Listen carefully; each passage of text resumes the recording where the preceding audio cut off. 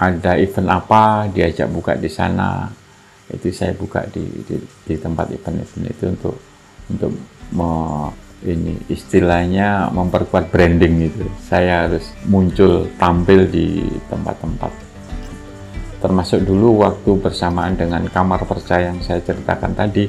Kamar Perca pameran kompilator saya ikutkan sekali di sana. Pernah di Ijen, pernah di Sarina, pernah di MUG.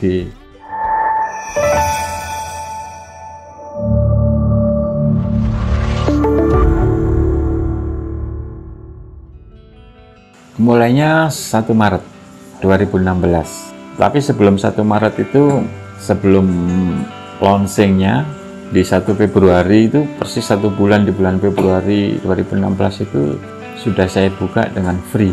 Jadi 1 bulan free. Ada hal yang mendukung ya, kenapa dibuat free, karena waktu itu saya masih ada pekerjaan lain selain kedai kopi ya.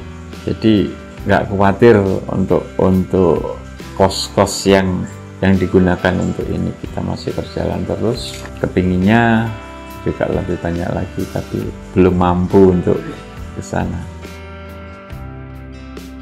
Sistem ini kaderisasi.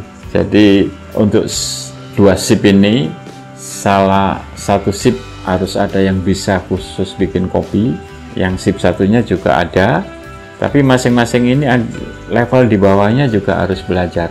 Jadi suatu saat ini libur, ini ada yang ganti. Oh iya, jadi setiap karyawan itu punya hak libur 2 hari dalam 1 bulan, tapi tetap digaji. Jadi ada punya hak libur 2 hari. Yaitu sistem kaderisasi. Jadi level di bawahnya yang ini harus belajar, harus bisa. Kalau awalnya saya sendiri dulu yang harus ngajari ini, ngajari ini.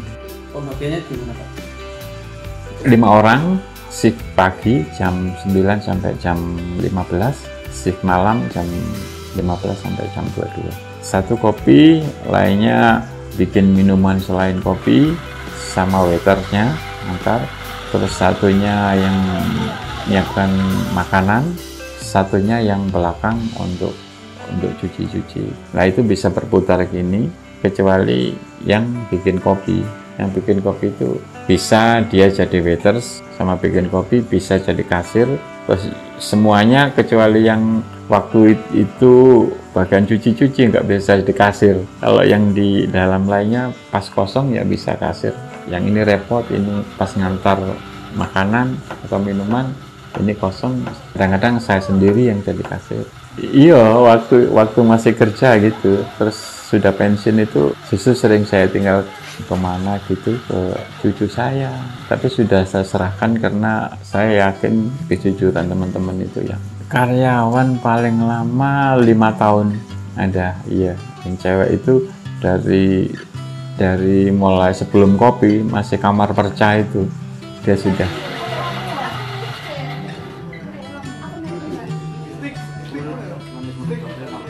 Kalau yang dibutuhkan buat kopi itu dia paling tidak harus sedikit-sedikit punya sentuhan seni.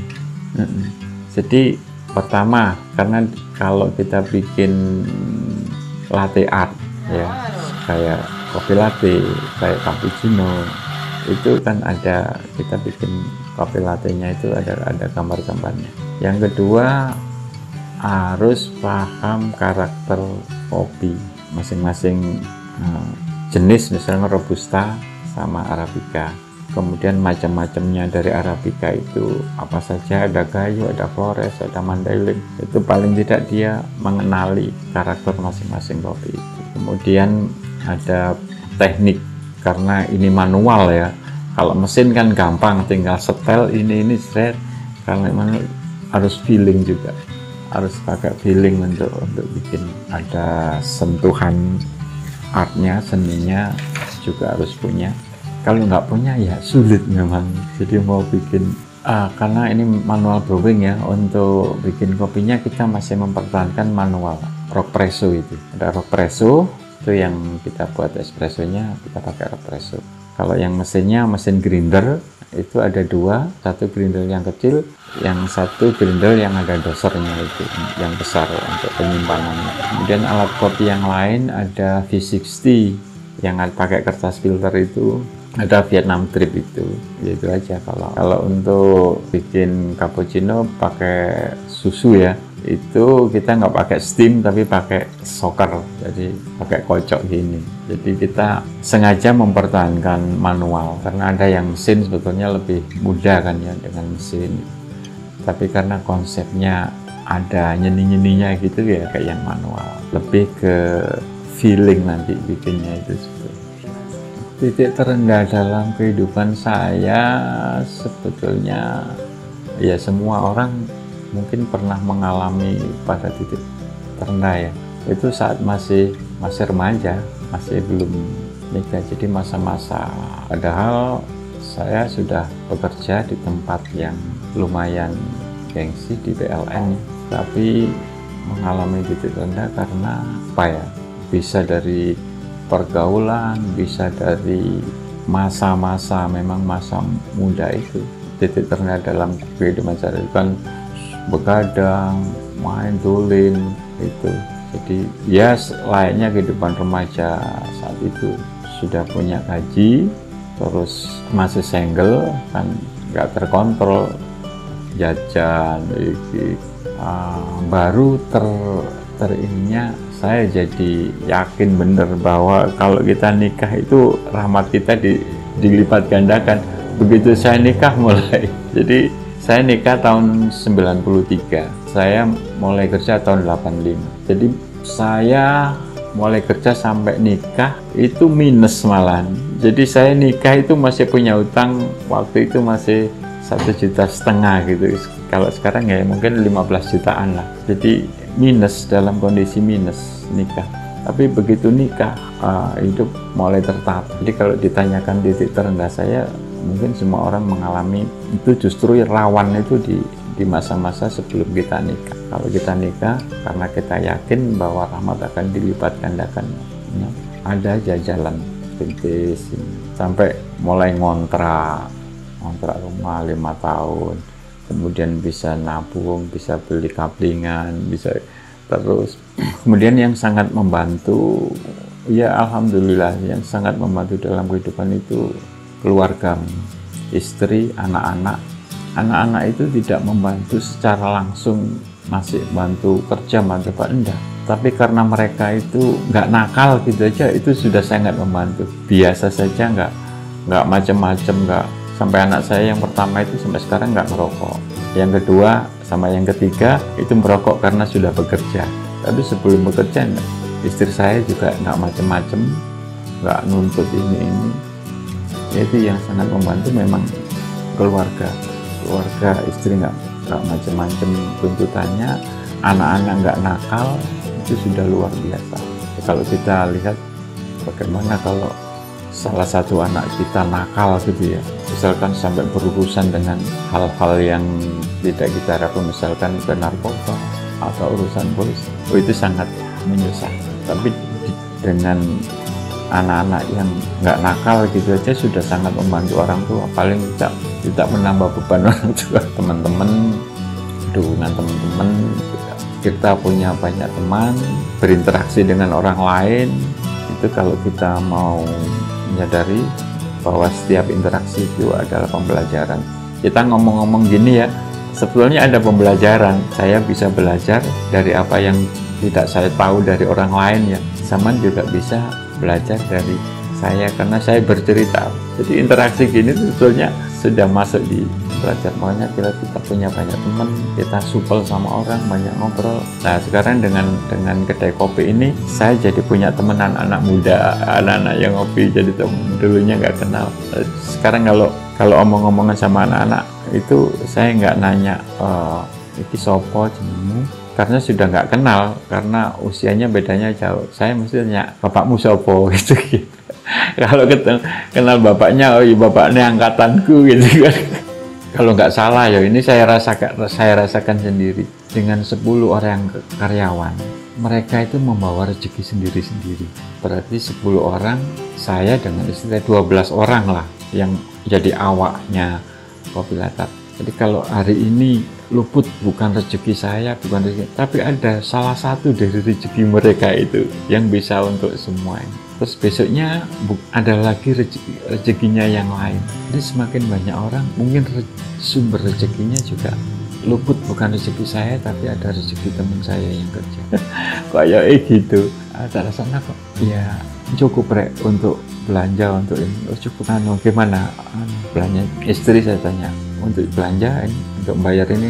Tapi yang terpenting pertama memang di amplop karyawan itu harus terisi dulu setiap malam. Setelahnya itu sudah ada belanja, kalau cukup belanja ya. Jadi kalau ditanya berapa keuntunganmu setiap bulan, itu enggak. Pokoknya laris gitu ya. Iya, pokoknya laris, terus bisa sebagian untuk bersedekah. Jadi teman-teman ini setiap pagi kan buang sampah, ada yang bekas buang sampah. Karena di situ ada amal-amal itu ya. Jadi kamu yang bekerja kan anak 10. Ya setiap hari harus masukkan di amal-amal itu 10.000. Hitung-hitung satu orang 1.000 setiap hari. Jadi setiap hari mereka itu ya diambilkan dari uang di kedai ya, di warung 10.000. Anggaplah ini masing-masing karyawan ini setiap hari 1.000. Terus kita juga ya ada lah yang disisihkan lain untuk sedekah di lingkungan kita. Di situ ada pembangunan masjid, ada TPP, kita harus peduli. Belum lagi yang kita bisa tetangga yang di situ tadi buka parkiran ya, dia punya lahan buka parkir, dia bisa memperkerjakan minimal 2 orang untuk satu hari yang jaga parkiran siang sama malam. Orang yang paling berjasa. Jadi banyak orang-orang yang berjasa kepada kita itu yang tidak bisa kita lupakan. Ada saudara, ada teman, ada keluarga, hampir ya semua orang yang kita tadi yang pernah kita berinteraksi itu sedikit banyak sekecil apapun dia berjasa pada kita karena kita mendapat pembelajaran dari mereka. Kadang-kadang saya nggak kenal sama orang tapi ngobrol di mana gitu, saya mendapatkan sesuatu yang sebelumnya saya nggak pernah tahu atau nggak paham, kadang memotivasi kita. Bahkan orang yang kita rasa menyakiti kita pun sebetulnya berjasa, paling nggak memotivasi kita karena kita, tanpa kita disakiti oleh dia nggak pernah punya termotivasi untuk orang brengsek pun jadi guru terbaik ya. Paling tidak jadi guru kita untuk tidak jadi brengsek sekarang. Banyaklah kalau dibilang orang yang berjasa. Jadi orang-orang yang kita kenal itu pernah kita temui itu sedikit banyak berjasa. Keinginan yang belum tercapai itu jadi cita-cita. Sebetulnya saya pinginnya bisa memperkerjakan lebih banyak orang lagi, bisa memberi gaji mereka yang ada sekarang ini bisa menggaji sesuai UMR atau meningkatkan kesejahteraan mereka lah. Kalau ada kesempatan bisa memperluas usaha ini untuk kopi, itu nggak terpikir. Mungkin jenis usaha lain yang bisa banyak memperkerjakan orang lain. Saya pas jalan sama istri ada peluang di Kondalegi yang bisa buat merekrut orang lagi, misalkan warung makan yang agak besar gitu ya, kayak di yang swalayan yang ngambil sendiri gitu-gitu, ada lokasinya besar, lokasinya bisa untuk tempat-tempat acara. Nah, itu terpikir diskusi ngomong-ngomong kosong sama istri gitu. Di Kondalegi kalau kan belum ada tempat yang terbuka kayak kalau di Kepanjen ada Suara Alam, itu bisa untuk resepsi pernikahan, bisa untuk ini dengan karyawan yang banyak. Pesan untuk teman-teman yang lagi berusaha di bidang apapun, kita bermitra dengan teman-teman yang lain yang level masih di bawah untuk sama-sama tumbuh. Misalkan pengadaan atau pengambilan bahan, kita bisa ngambil dengan kualitas yang sama, tapi di tempat teman-teman atau pengusaha-pengusaha kecil, itu yang kita ajak berjalan bersama. Nanti kenapa? Supaya sama-sama tumbuhnya, kita tumbuh, mereka tumbuh. Kalau ada hal yang besar tanpa kita ini, mereka sudah tumbuh besar, kita memperhatikan yang di level bawah dulu untuk diajak tumbuh bersama. Kemudian kalau bisa di bidang usaha apapun, kita punya backup di belakangnya untuk mengawali usaha. Di belakang kita sudah punya cadangan lah. Jadi untuk bergerak di awal itu memang kita mungkin butuh biaya, butuh hal-hal lain yang kalau dihitung, kita jangan menghitung detail keuntungannya dulu, tapi tumbuh dulu. Nah, untuk itu kita harus kan punya cadangan dana di belakangnya ini. Tapi kalau di awal kita sudah menghitung dulu keuntungannya, pendapatannya, ini kesulitan kita begitu rugi sedikit kita sudah down. Padahal kita masih butuh waktu yang panjang. Jadi untuk mengawali hal merintis ininya kayak ekstra mungkin biaya, pemikiran. Jadi kalau kita teruskan dengan belum sudah menghitung keuntungannya dulu, kita sering luput di situ. Justru kita terjebak karena misalkan 1-2 hari atau 1 minggu kok rugi terus kita down. Untuk menghindari itu kita persiapkan memang ada hal lain, cadangan atau modal lain yang di belakang ini sudah siap. Tapi kalau ngawali dari yang nol, ya memang kita dibutuhkan keuletan, tapi syaratnya jangan terkesan di bidang usaha apapun kita terlalu perhitungan sehingga kesannya kita itu pelit. Kalau sudah terkesan pelit, nah itu tidak membuka pintu kita. Kalau kita nggak terkesan orang yang pelit, itu justru akan membuka. Jadi nggak terlalu perhitungan gitu. Itu saya pelajari dari orang yang jual di kaki 5 dulu di depan warung Inggil di Malang, Mas Hari. Tiap makan di situ caranya ngitung kok gampang temen. Ya ternyata gitu. Jadi kita sama konsumen itu sama customer, kita nggak detail lalu ini pas sama ini kurang sama ini diperhitungkan. Enggak. Jadi kita gampang lolos, itu akan menjadi kesan tersendiri untuk setiap orang. Terima kasih yang di awal tadi dari Kopi Latar. Salam kalau ada hal yang baik, monggo, tapi kalau ada hal-hal yang kurang baik, mungkin ada kehilapan saya atau apa yang saya sampaikan tidak berkenan, saya mohon maaf. Assalamualaikum.